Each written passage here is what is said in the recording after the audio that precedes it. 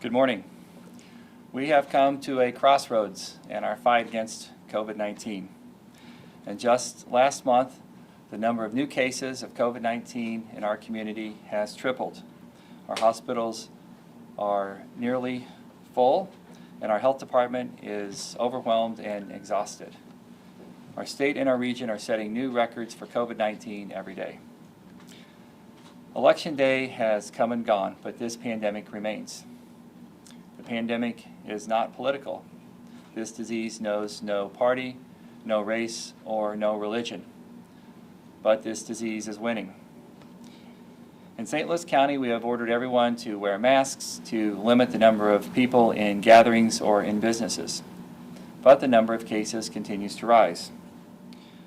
We cannot shut our borders. We know that although we are doing better than some areas in the region, we are all affected by what happens across the state and across the country.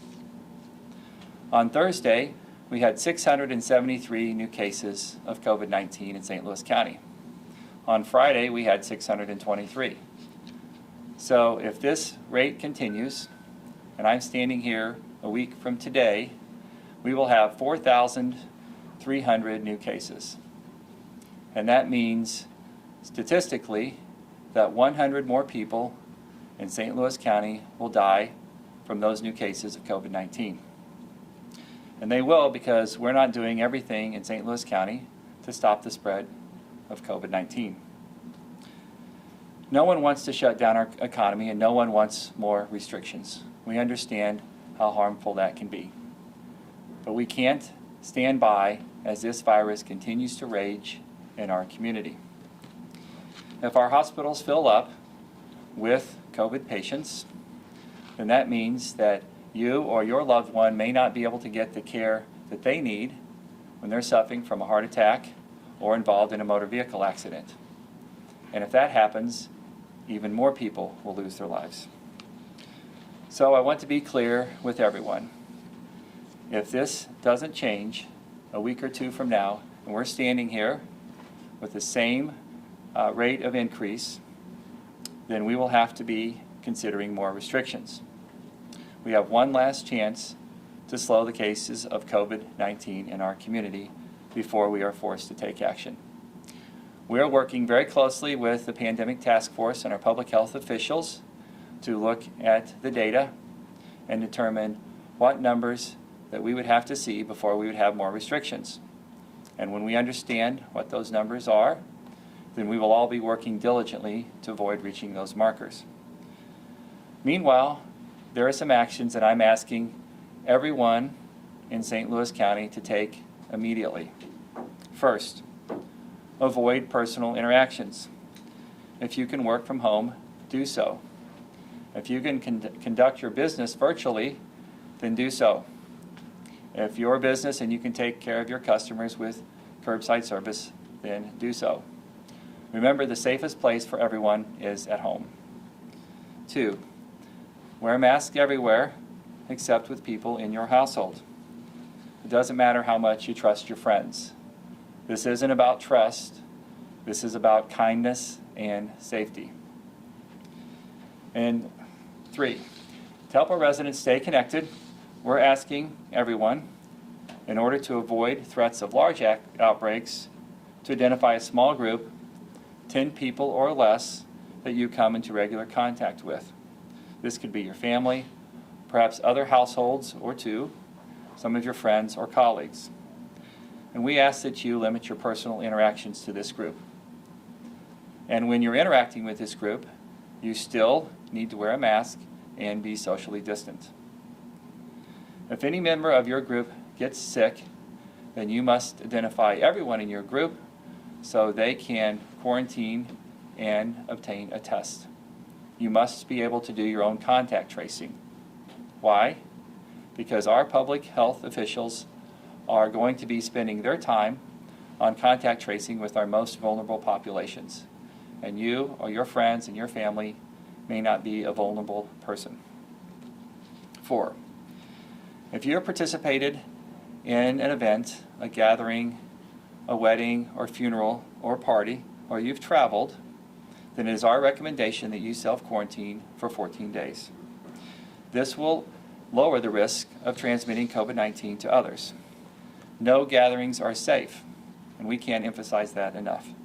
There are not enough protections in place for weddings, funerals, or parties, even a party in your own backyard, to prevent the spread of COVID-19. St. Louis County recommends that you go virtual with all of these events or wait. Our public health department learned last week that there was a Halloween party at the home of a de Smet high school student. From that party, there are 5 de Smet students who have tested positive. There are 2 others with symptoms who are awaiting test results. One of the students who was at the party told our health department that there were about 200 other students at the party. Another one of the students said perhaps there were less. We may never know because news of this party traveled by word of mouth. There is no guest list. Our public health department will be contacting Corey Sue and Notre Dame public health or school nurses to ask for their help in tracking individuals who may have been at this party. Every single person who went to that party needs to self-quarantine and get a COVID test. Now, more than ever, remember this: hands, face, and space. Wash your hands frequently. Wear a face mask whenever you're out, and keep at least 6 feet of space between you and others. We urge everyone to take these steps now so we can do everything possible to avoid any more public health restrictions. Do this for your community, for your friends, for your family. Thank you, and I would be glad to answer any questions. Dr. Page, are you thinking with the restrictions, if there's more restrictions, are you talking a full stay-at-home order like in the spring, or is it kind of like a modified phase-in? Can you elaborate a little more about what? Well, first of all, right now, I would ask everyone to voluntarily stay at home as much as possible right now. And that means work from home when possible, and conduct your business at home if possible. And we're asking people to do this voluntarily. As far as further restrictions, we'll be talking with our public health officials and our pandemic task force about what those restrictions might look like and what would have the biggest impact in slowing the spread of the virus. Is there a particular trigger? We're going to work those out this week. Some of the things that we look at are the same. The positivity rate in our county, which is now 10%. The rate of change of that positivity rate, and the capacity in our hospitals, and then the capacity in the ICUs. Those are some of the things that we're watching the most closely. Dr. Page, health officials have said that, and you've kind of alluded to this, the spread is coming from small gatherings in private homes, for example. Is there any restrictions that you could place that would actually be able to prevent people from gathering at homes? No, there's not a license required to have a gathering at home. We're asking people to recognize that these are not safe. We can't police them, and we're asking people to stop doing them other than small groups of 10 or less, and in those to continue to socially distance. This is going to get more difficult moving forward as all of our activities move indoors, and this is going to be a very difficult winter. Now, to follow up on that point, when you say avoid interactions, does that include meeting people outside like they've been doing? So you're saying people shouldn't be meeting indoors or outdoors? Outside is better, but really we need to limit our interactions. We really need to, even outside, you need to have a mask on, you need to be 6 feet away from others, and even outside events that are, with large groups of people are not completely safe. It's better than inside, but we really need to think about whether or not we need to be doing these things. Have you spoken with officials in the city of St. Louis, Jefferson County, and St. Charles County about whether they're going to provide or enact similar restrictions if these benchmarks aren't met? I've spoken to a lot of our area officials, and we have been talking about all of this. We've been talking about what these restrictions might look like, and we will continue those conversations. If they don't enact restrictions similar to St. Louis County next week, do you think that the restrictions in St. Louis County will have any effect on lowering the virus? Well, they will certainly have a great effect on lowering the virus. They will not have as much of an effect if we're doing these alone, they will have less of an effect, but they will certainly have an effect. It is much less ideal for us to be implementing these restrictions, but we are also demographically different than the rest of the state. We are much more concentrated. We are an urban county, and so our ability to move the virus around is much different because of our density, and that's why we've taken a more aggressive approach. Dr. Page, why do you think this is happening? Do you think that people have COVID fatigue? Is it just spreading at these small parties like Jason was referring to? What's your thought on why we're seeing it? I think it's all of that. People definitely have COVID fatigue, and they want to be done with it. But stopping these restrictions will not make us be done with it. This is not going away. We heard some exciting news today about a vaccine, and that vaccine is on schedule. Previously expected timeline for rollout. So we might see this implemented in high-risk folks by the end of the year. Once we get it out in the community and get a distribution network, it still takes some time for immunity to develop after that first shot and after that second shot, and then there will be a second wave for our less vulnerable populations. But we are months away from being done with the virus, and I know people want to be done with it, but that doesn't mean we can stop our restrictions, that we can be less vigilant with our restrictions. It is not going to make it any better. It's going to make it worse. Is the proper way to put this more restrictions or lockdown? Well, all of our restrictions moving forward will be gradual, based on the recommendations of our public health officials and working with the pandemic task force. Across the country, we saw various stages of restrictions. In St. Louis County, we limited our restrictions to non-essential businesses, but in the rest of the country, they waited too long to implement restrictions as people got familiar with how this virus worked, and their restrictions were much more intense than ours were initially. But I hope that whatever we do more moving forward will be measured, and it will be based on where we think we can get the best effect. We're very sensitive to the economic impact of these restrictions. We also have a virus raging out of control in our community and in our country. So perhaps not like a total stay-at-home order right away or a total lockdown as was described. We're asking people today to stay home if they can today. And that means conduct your business virtually, work from home if you're able to do that, and to provide curbside service whenever possible. We're not ready to implement these as public health orders, but we're asking people today to dial it up because we are going in the wrong direction, and we are much more urban of a county to be to not be more restricted what's happening in the rest of the state. How could the potential restrictions affect schools and daycares? Well, even when we had stay-at-home orders, we still allowed daycares to be open for people who had to work, and we'll look at the schools the same way. A lot of the schools have stopped some of their plans to bring high school students back. Some will stop to bring middle school students back. And we've been talking to the superintendents. We can continue to meet with superintendents on a weekly basis since this pandemic began. And we're very sensitive to the needs of grade school students.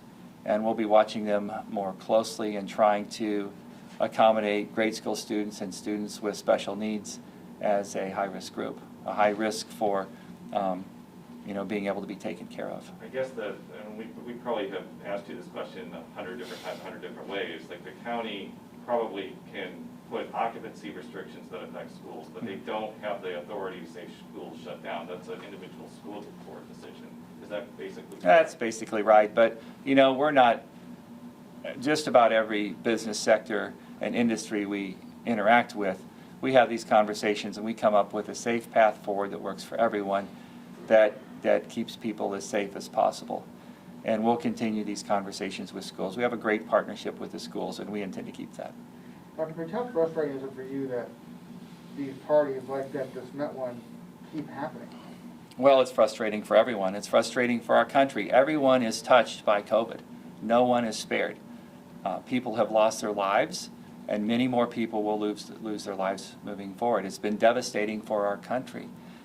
People are losing their businesses, folks are losing jobs, Schools are disrupted. Everyone's life is disrupted. And so everyone is frustrated.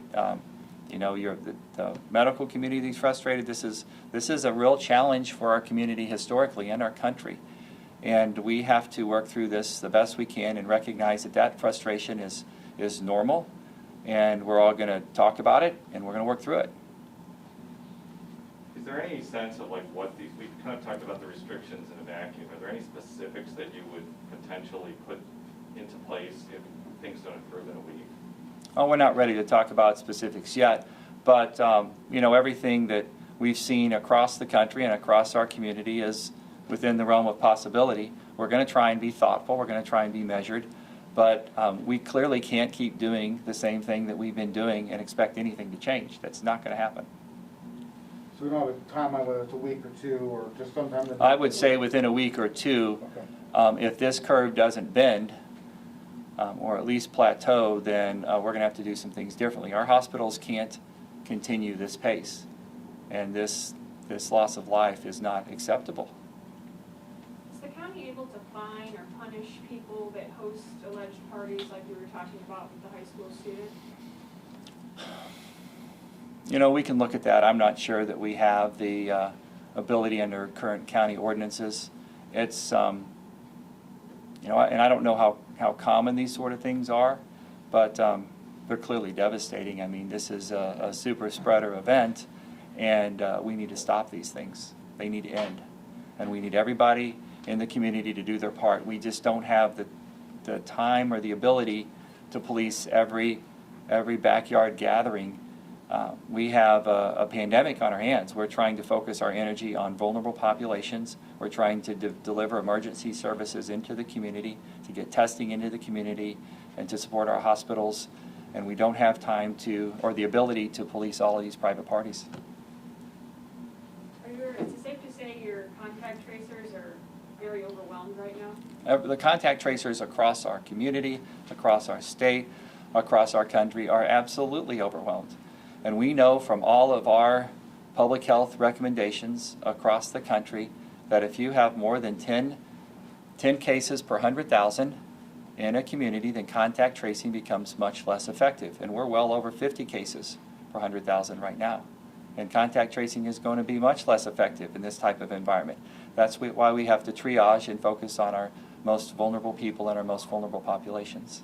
Dr. Page, I hear you right. You called that Desmet Party a super spreader? Yes.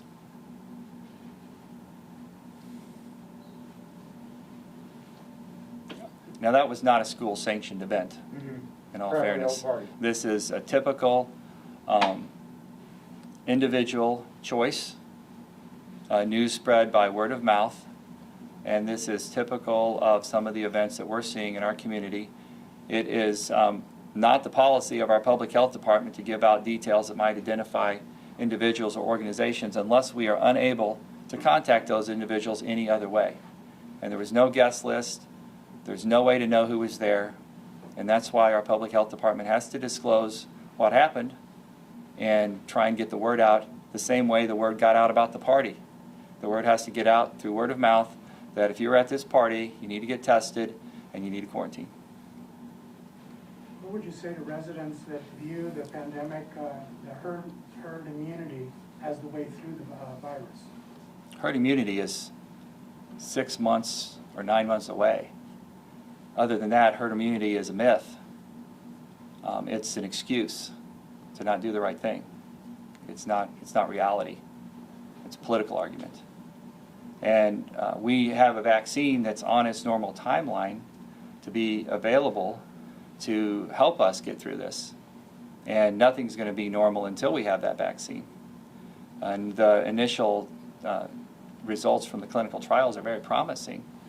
But you know, even when the vaccine is available, when it's delivered, which is a couple of months away to start getting it out in the community, it's going to go to a more limited group, first responders, public health workers, high-risk individuals first. It takes time for them to develop immunity after their first and second injection, which has to be spaced out in time. And then we'll have a second round of vaccinations for the folks that are less vulnerable.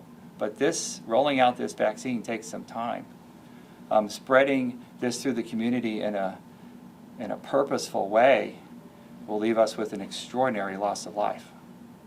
It's just not what this country does. The parents in that situation couldn't be charged? I don't believe that we have any current ordinances that would allow us to charge them. I haven't talked to our public health department or our county attorneys about that. I think moving forward, everybody just needs to learn from this.